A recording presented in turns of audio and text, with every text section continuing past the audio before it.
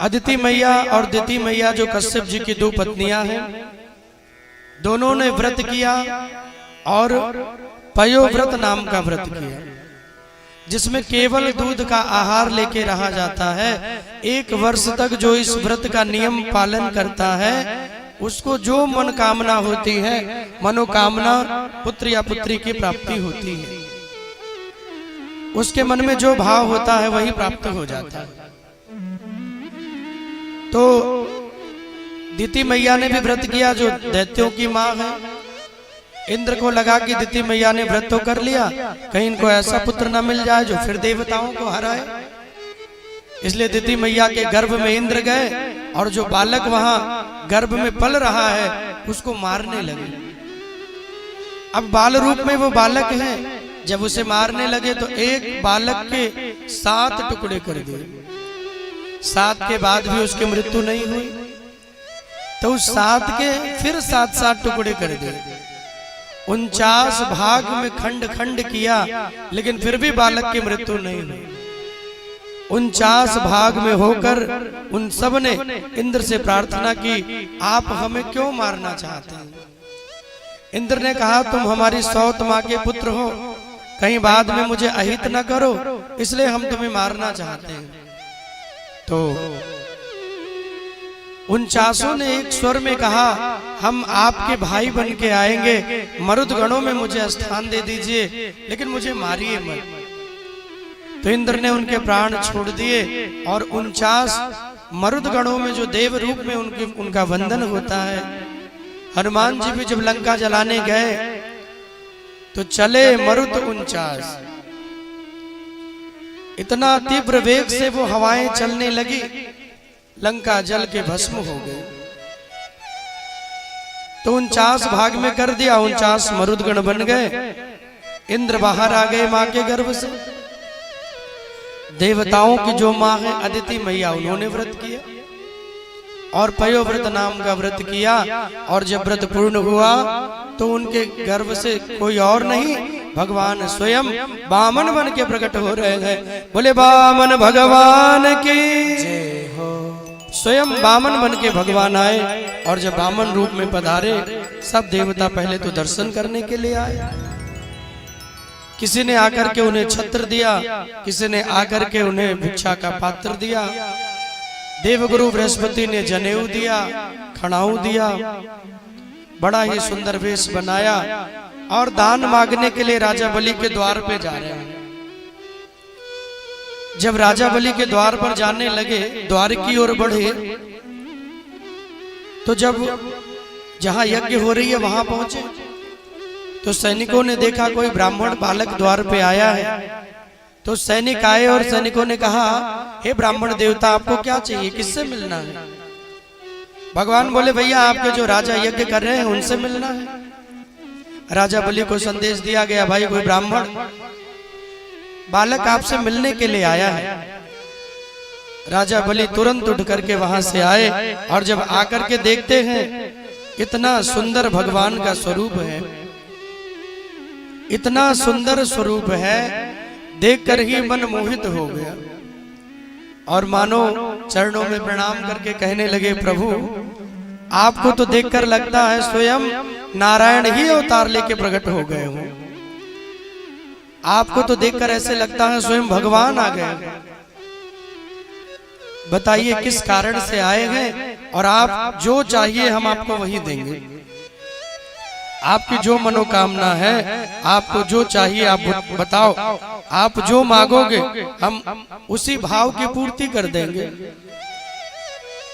देखकर भगवान को बड़े आनंदित हो रहे हैं कि तन भी सुंदर, मन भी सुंदर, तन भी सुंदर, मन भी सुंदर, तुम सुंदरता की मूरत हो, किसी और को शायद कम होगी, मुझे तेरी बहुत जरूरत है। ऐसे भावों से भगवान को बार बार प्रणाम कर रहे हैं। आपका आगमन ही मुझे लग रहा है कि मेरे द्वार पे स्वयं भगवान चल के आए। हे ब्राह्मण पुत्र, आपको जो मांगना है मांग लो, जो तुम मांगोगे हम वही देंगे। बामन भगवान बोले राजन विचार कर लो, कहीं हम मांग ले और तुम पीछे हट गए तो? बोले नहीं प्रभु, आप जो मांगोगे वही देंगे। तुरंत निवेदन किया, हमें 3 पग भूमि का दान चाहिए, और वो भी मैं अपने चरणों से नापूंगा। राजा बलि ने कहा केवल 3 पग भूमि का दान? अरे प्रभु, अगर मांगना है कुछ और मांग लो, इतने कम में आपका होगा क्या? और आप खुद ही इतने छोटे हो, और आपके पांव तो उससे भी कितने छोटे हैं।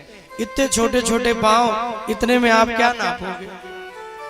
अरे आप कहो तो आधा राज्य आपको दे दूं, आराम से वहां रहो, यज्ञ करो, जो कहो वो हम आपके लिए करें।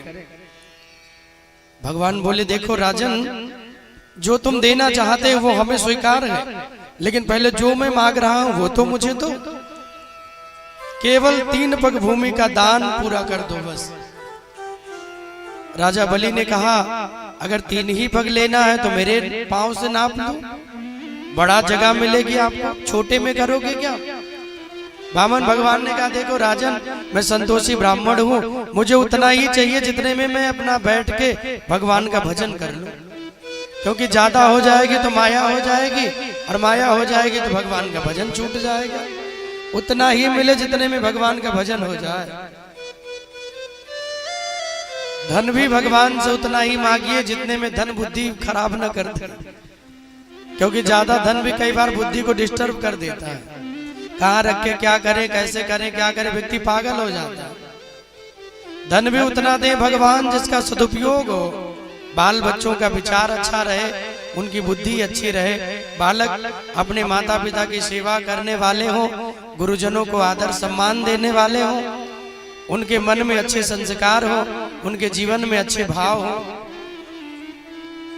परिवार को धन कम देके जाए तो चलेगा, लेकिन परिवार में अच्छे संस्कार और अच्छे संस्कृति धर्म का पाठ जरूर देके जाए, क्योंकि आपका बालक धनवान होगा तो जरूरी नहीं कि वो चरित्र का सुंदर हो, लेकिन यदि वो संस्कृतिवान होगा, यदि वो धर्मवान होगा तो चरित्र और विचारों का बड़ा ही सुंदर होगा। और हर कोई चाहता है बेटा हमारा बड़ा ही पवित्र भाव वाला हो। इसलिए गुरुदेव भगवान कहते हैं कि देखो, वामन भगवान बोले राजन उतना दो जितने में संतोष हो जाए, ज्यादा की मुझे कामना नहीं है, मुझे उतना चाहिए जितने में बैठ के भगवान का भजन कर लूं बस। बोले ठीक है प्रभु। संकल्प होने की तैयारी हो गई। अच्छा गुरुजी आ गए। गुरुजी ने कहा सुनो। राजा बलि ने कहा, गुरु को प्रणाम किया, आदर दिया। तो गुरुजी बोले देखो जो लेने के लिए आए हैं ना, इनको मना कर दो, कह दो हम कुछ नहीं देंगे। राजा बलि ने कहा प्रभु ऐसा क्यों कह रहे हो? अरे भाई गुरु का तो काम है कि सेवा के लिए प्रेरित करे, गुरु का काम है जो दान पुण्य सेवा के लिए अपने शिष्य को प्रेरणा दे, जो अंधकार से निकाल के प्रकाश की ओर ले आए, जो बुराइयों से हटाकर अच्छाइयों के मार्ग में लगाए, वही तो सच्चा गुरु है। और आप मुझे कह रहे हो कि मना कर दो।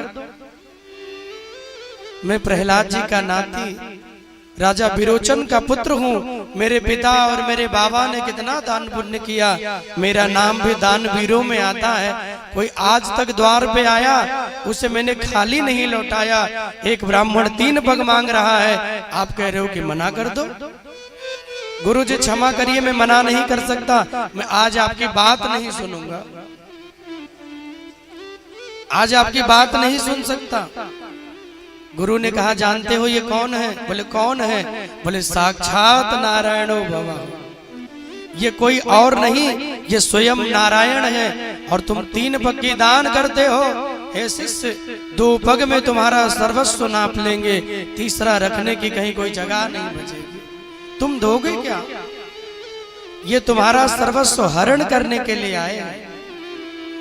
राजा बलि ने सुना कि भगवान द्वार पे आए हैं, नेत्र भर गए, रोने लगे, नेत्रों से आंसुओं की धारा निकल पड़ी और कहने लगे गुरुजी, एक ब्राह्मण मानकर सर्वस्व देने के लिए तैयार हो गया, और आज जब ये जान लिया कि भगवान है अरे जो दुनिया को देते हैं आज वो मांगने के लिए आए हैं, मैं उन्हें खाली हाथ कैसे लौटा दूं। राधे राधे बोलना पड़ेगा और जोर से, और जोर से। मैं उन्हें कैसे खाली हाथ लौटा दूं गुरुजी, मैं उन्हें लौटा नहीं सकता। वो जो मांग रहे उन्हें मैं दूंगा। गुरुजी ने कहा तुम बात को समझ नहीं रहे हो राजन, जो तुम देना चाहते हो उसके योग्य तुम बचोगे नहीं।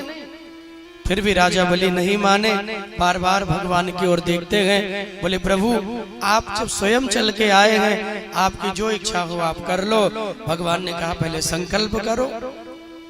बिना संकल्प के किसी पूजा की भक्ति की सिद्धि नहीं होती है। कोई भी पूजा प्रारंभ होती है सबसे पहले संकल्प किया जाता है। संकल्प में कोई धन मांगता है, कोई पुत्र मांगता है, कोई मकान दुकान वैभव मांगता है, और कोई मेरे गोविंद के चरण कमलों की भक्ति मांगता है। अभी अपना अपना भाव है किसको क्या चाहिए। अलग अलग भावों से लोग संकल्प करते हैं, अलग अलग भाव से पूजा करते हैं। बोले राजन तुम भी संकल्प कर लो, तुमको क्या चाहिए, और उसी भाव से संकल्प पूरा करो। गुरुजी बार बार मना करते रहे, राजा बलि नहीं माने। तो जब लोटे से जल गिराया जाने लगा, देखो गुरु भी बड़े पक्के गुरु हैं। बोले भाई चेला कुछ भी हो, लेकिन गुरु का एक धर्म ये भी है चेला की रक्षा किया जाए। भगवान ही जब लूटने के लिए आए तो गुरुजी सोचे चेला को बचा ले, तो कैसे बचेंगे। तो उसी लोटे की टुटिया में जाकर के गुरुजी बैठ गए।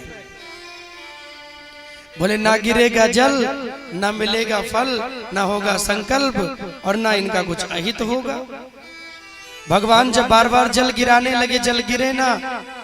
राजा बलि ने कहा प्रभु क्या हो गया, जल ही नहीं गिर रहा। भगवान बोले आप चिंता मत करो, वो क्यों नहीं गिर रहा वो मुझे पता है।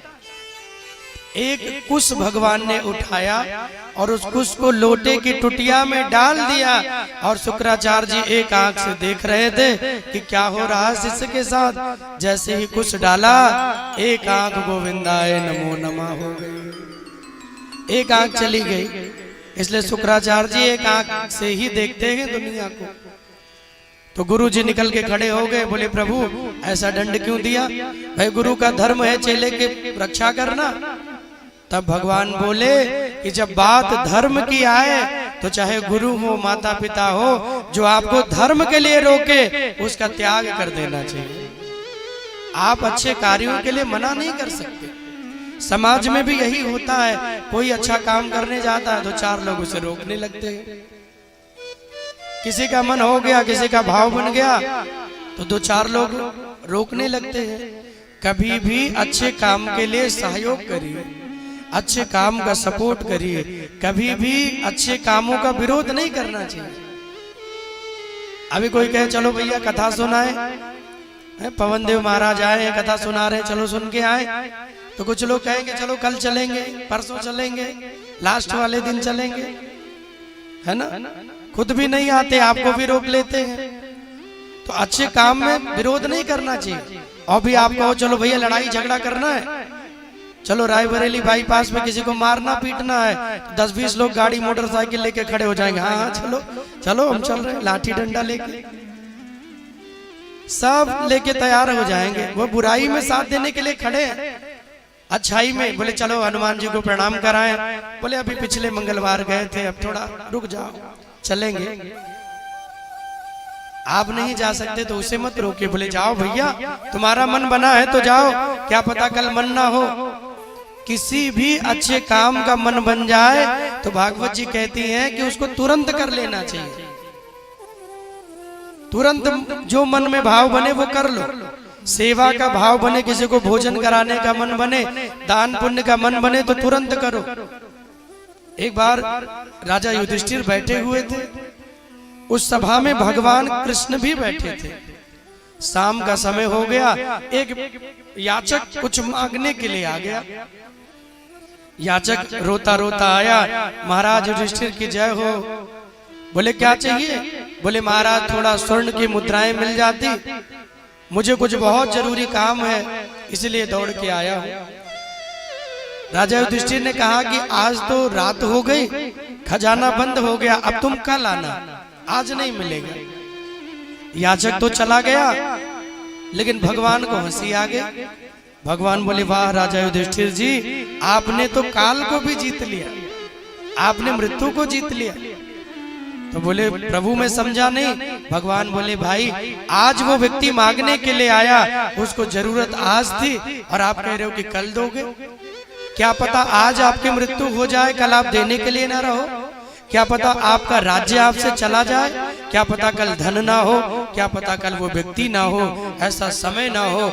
इसलिए अच्छे काम को शुभम शीघ्रम, कोई भी अच्छा काम करना हो तो शुभ काम को जल्दी कर लीजिए। कथा भागवत भी सुनने जाना है, बोले कथा हो रही है तो बोले आज चलो, आज ही चलेंगे और रोज चलेंगे। बाद में उसे टालना नहीं चाहिए कि कल चले, परसों चले। जल गिरा, संकल्प पूरा हुआ और भगवान विशाल होने लगे। अपने स्वरूप को भगवान ने विराट बनाया, इतना विराट भगवान ने अपना स्वरूप बना लिया। एक चरण से भगवान ने पूरी पृथ्वी को नाप लिया। दूसरा चरण भगवान आकाश में ले गए और तीनों लोकों को भगवान ने 2 चरण में नाप लिया। सारा धरती, ब्रह्मांड, आकाश जितना भी था 2 पग में भगवान ने सब नाप लिया। अब तीसरा रखने की कहीं कोई जगह नहीं है। और उन्हीं भगवान वामन के चरण जब ब्रह्मा जी के धाम में गए तो ब्रह्मा ने भगवान के चरण कमल के अंगूठे को धुलकर और एक कमंडल में रख लिया। भगवान वामन के चरण कमलों को धुलकर एक कमंडल में रख लिया और समय से एक धारा प्रवाहित की है, जो दुनिया में गंगा मैया बन करके आई है। बोले गंगा मैया की जय हो। जो गंगा माँ बन करके दुनिया में आई, एक धारा ब्रह्मा जी ने प्रवाहित की। तो एक चरणों को ब्रह्मा जी ने धुला, कमंडल में रख लिया तो गंगा बन करके प्रवाहित किया। जिन जिन देवताओं के धाम में भगवान के चरण जाते हैं, सब ने भगवान के चरणों को धुला, चरणामृत का पान किया, प्रणाम किया। राजा बलि भगवान को देख रहे, इतने छोटे बन के आए और इतने बड़े बन गए।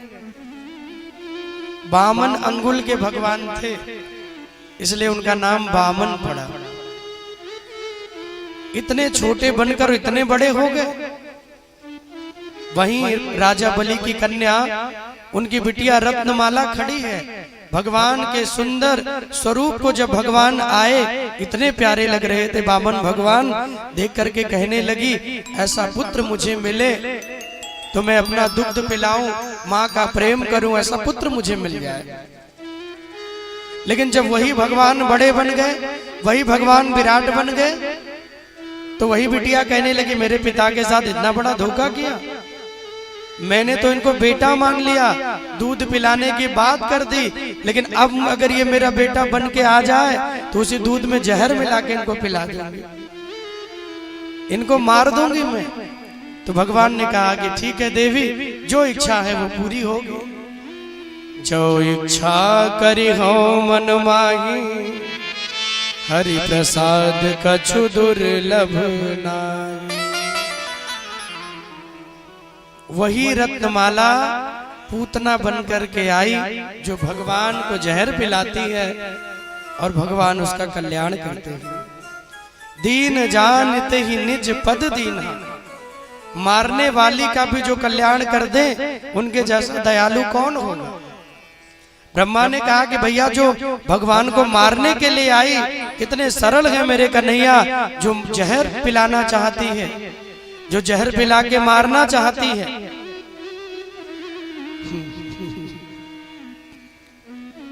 उसका भी भगवान ने कल्याण कर दिया।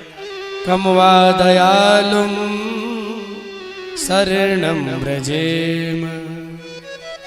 इसलिए भगवान के जैसा दयालु कौन होगा। बड़े सरल हैं, फिर भी लोग प्रभु की भक्ति में ना आए तो ये उनका दुर्भाग्य है। ऐसे भगवान कि जो मारने वाली का कल्याण कर दे। और देखो केवल कल्याण नहीं किया मेरे प्रिय भक्तों, कल्याण कर कर माता यशोदा की गति प्रदान कर दी। ब्रह्मा जी ने कहा कि प्रभु जो गति आपने मैया के लिए रखी है वो आप इनको क्यों दे रहे हो? अरे ये गति तो माता यशोदा के लिए है, फिर आप इनका कल्याण क्यों कर रहे हो? तब भगवान बोले भले ये मुझे मारने के लिए आई, लेकिन माँ बन करके आई, दूध पिलाने के लिए आई, इसलिए मेरा स्वभाव बदलता नहीं है। देखो कितनी सुंदर बात भगवान कह रहे हैं। भगवान कह रहे व्यक्ति को अपने स्वभाव को कभी बदलना नहीं चाहिए। भगवान का स्वभाव क्या है? बोले जो शरण में आए, भले वो पापी हो भक्त हो, उसका कल्याण कर देते हैं। भगवान ने कहा मेरा स्वभाव है जो मेरे शरण में आए उसका कल्याण कर देते हैं। इसलिए पूतना भले मारने के लिए आई, लेकिन माता यशोदा की गति भगवान ने प्रदान कर दी। मारने की इच्छा भाव लेकर आई, फिर भी भगवान ने उसका कल्याण किया। गुरुदेव भगवान ने कहा कि आज राजा बलि हाथ जोड़ के खड़े हैं। राजा बलि ने कहा प्रभु आपके चरण कमलों में मैं प्रणाम कर रहा हूं। इन दो चरणों में आपने जो भी नापा है, कहीं भी मेरा अस्तित्व का दर्शन नहीं हो रहा है। एक काम करिए, आप अपने तीसरे चरण को मेरे सर पे रख दीजिए। उनकी पत्नी विंध्यावली भी आकर के वहां खड़ी हो गई और दोनों ने मिलकर भगवान को प्रणाम किया और इतने प्रसन्न हो गए मेरे प्रभु। बहुत सुंदर, इतने प्रसन्न हुए भगवान वामन कि तीसरा चरण उठाकर राजा बलि के सर पे भगवान ने रख दिया और तीसरे पग को भगवान ने पूर्ण किया है। 3 पग का उनका दान पूरा हुआ। राधे राधे बोलना पड़ेगा, दोनों हाथ उठा के और जोर से बोलना पड़ेगा। 3 पग के दान को भगवान ने, राजा बलि ने सर्वस्व समर्पित कर दिया भगवान को। जो भगवान को अपना सर्वस्व समर्पित कर देते हैं, प्रभु भी उनसे दूर नहीं रहते भैया। सुतल लोक का राजा बनाया, कल मैंने आपको बताया है। जहां 52 दरवाजे थे, हर एक दरवाजे पर रोज भगवान का उन्हें दर्शन होता था।